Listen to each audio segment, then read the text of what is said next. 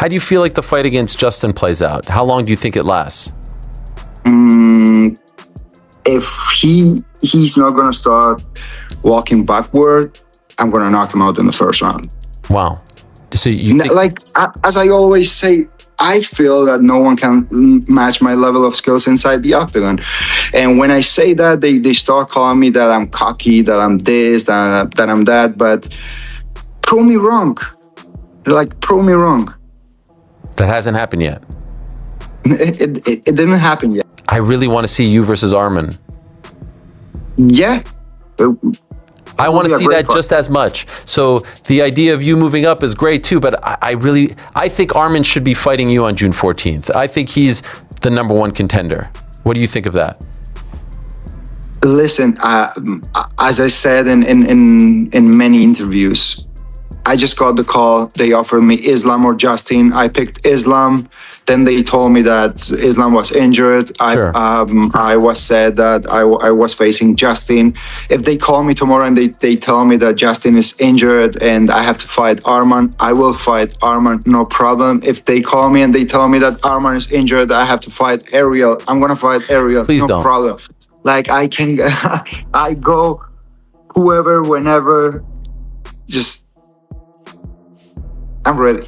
Obviously, a lot was said about the potential fight against Islam. Could I ask you, regarding that, were you going to have to give up the lightweight title in order to fight him if that fight came to fruition for June 14th? What you said? Were you going to have to give up the lightweight belt if they were going to book you versus Islam? Were you going to have to give up the lightweight belt, or are they going to let you keep it? Not really. They would let me keep it. Okay, because usually these days, like, this is a completely different situation than the situation that I had when I was fighting in the featherweight division.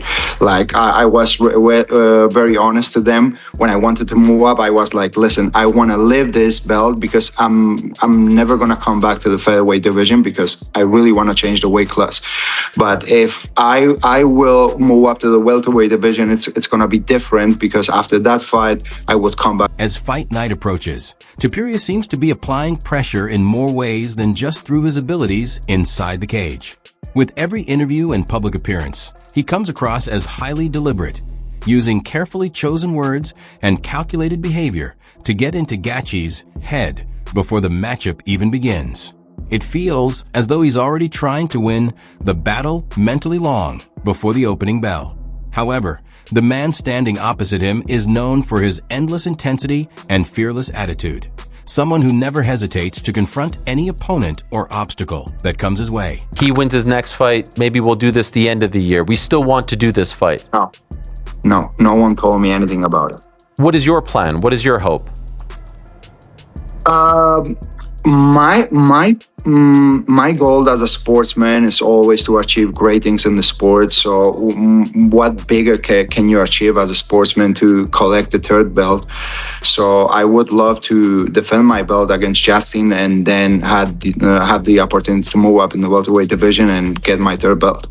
That will be my perfect scenario. But who knows?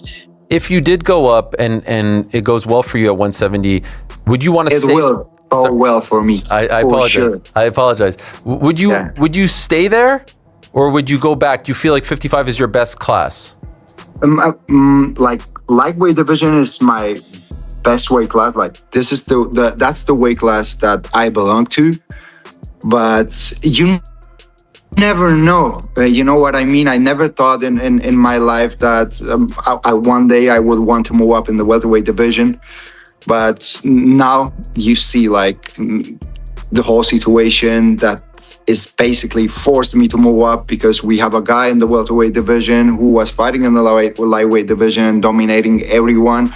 And I think that everyone wants to see that fight. So even before the arena lights come on, Ilia Topuria already carries himself like the main figure in the story, speaking about victory with such certainty that his predictions and reality almost seem inseparable. In his view, every major moment in the Ultimate Fighting Championship is defined by its biggest stars, and he clearly believes he deserves to stand at the very top of that list. More importantly, his confidence is genuine in his own eyes, and he intends to prove it the moment all attention is focused on him. Last fall, you predicted, you wrote on Twitter, you will be on the White House card, right? You said it long before this fight card was even made. Can I ask first and foremost, why did you feel so strongly that you would be on the card? It may sound a little bit cocky, but I feel that I'm one of the biggest names right now that the UFC has. So if they are going to have one of the biggest events in their history, they are going to have, they have to have their biggest stars in that card. So I knew it since the first moment that he clearly respects Gaethje and fully understands the destruction he is capable of inside the fight. But even that does nothing to weaken his belief in himself. His mindset goes beyond simply hoping for victory. In his mind, the outcome already feels guaranteed, and he is convinced the performance will give the crowd exactly the kind of spectacle they came to see. Obviously, pretty confident that you're going to win in pretty violent fashion. You've already updated your bio. I wouldn't even show up to that event, you know. I have a lot of confidence. I know that I'm going to win. I'm going to win. It's not only that I'm going to win in fashion. And I'm very happy to have an opponent like Justin Gaethje. He's a legend in the sports. He's the highlights. And I can't wait to share the octagon with him. I know that it's going to be a very entertaining fight for the fans. As the conversation shifts beyond the fight itself, Topuria shows little reaction to topics involving fan opinion, patriotism, or political narratives. Throughout his career, he has experienced every role imaginable: the fan favorite, the underestimated challenger, and the outsider. Yet none of those labels have ever influenced his mentality. To him, outside noise holds no value once the cage is locked and the fight begins. Even questions about whether he represents Spain or Georgia seem to carry little importance in his current focus. I think on that night, because you're fighting an American, all the important people in attendance will be rooting against you. You know, I had a lot of place in this sport. I have been the underdog, the fan favorite. I've been in many places, so I don't care. I don't care what's happening in the external world. You know, there's no doubt the UFC has said this isn't a political event, and I understand where they're coming from where they say this, but you do represent Spain and Georgia. Will you be able to do so at the White House? You know, the Spanish Prime Minister, not the biggest fan of the current regime. Like, do you get questions about that back home, about how you're going to represent Spain in such an important part of America? I don't really understand the question, but no. Like, will they let you have the flag? Will they let you represent your country, even though it's all about America? Oh, I don't know any of those details, to be honest. I don't know anything about it. Okay. I didn't see yet the whole schedule of the UFC. Normally, they used to send us like the whole rules of the event, but. Looking back at the fight between Justin and Paddy Pimblett, he admits there was a point where he could picture Paddy winning, mainly because it would have created the possibility of an even bigger showdown in the future. Still, his perspective is rooted in the belief that everything unfolds for a reason, and whichever path ends up in front of him is the one meant for him, simply because he sees it as part of his destiny. I don't know.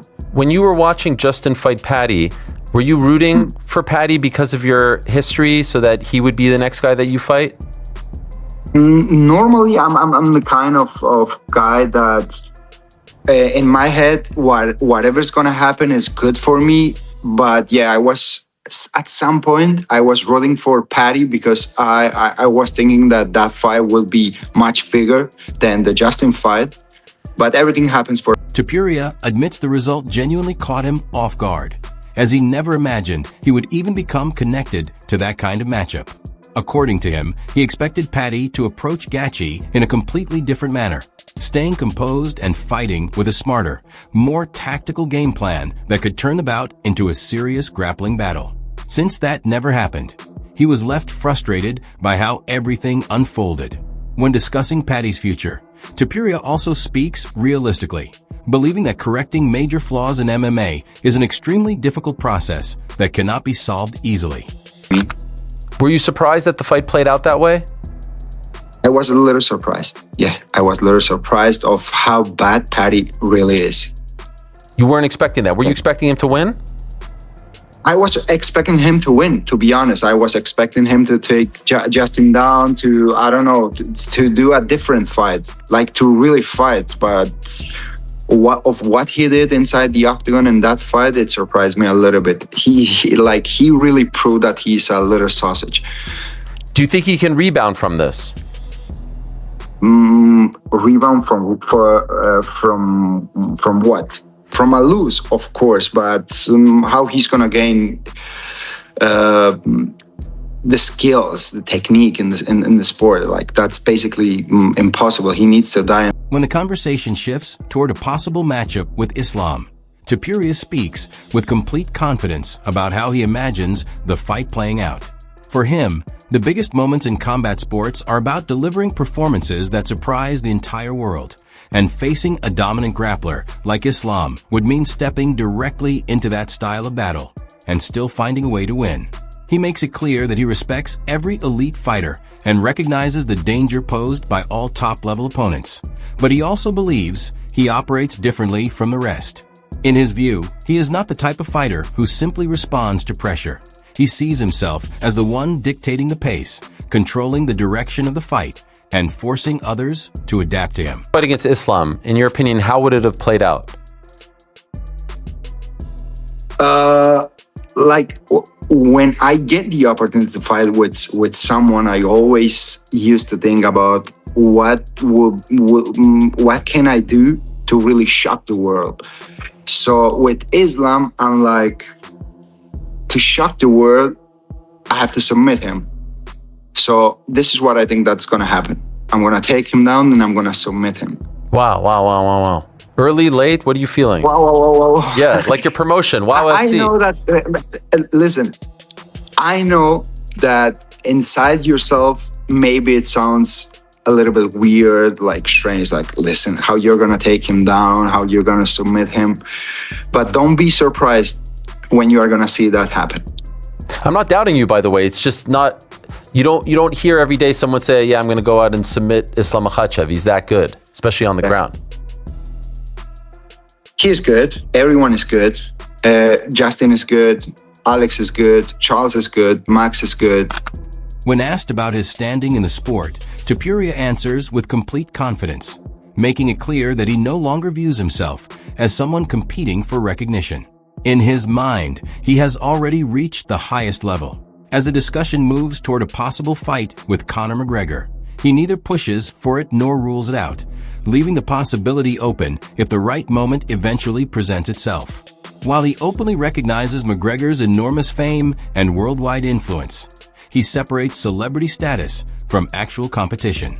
From his perspective, popularity has no effect on the true order of the sport, and his attention remains fixed on where he believes he currently stands as a fighter.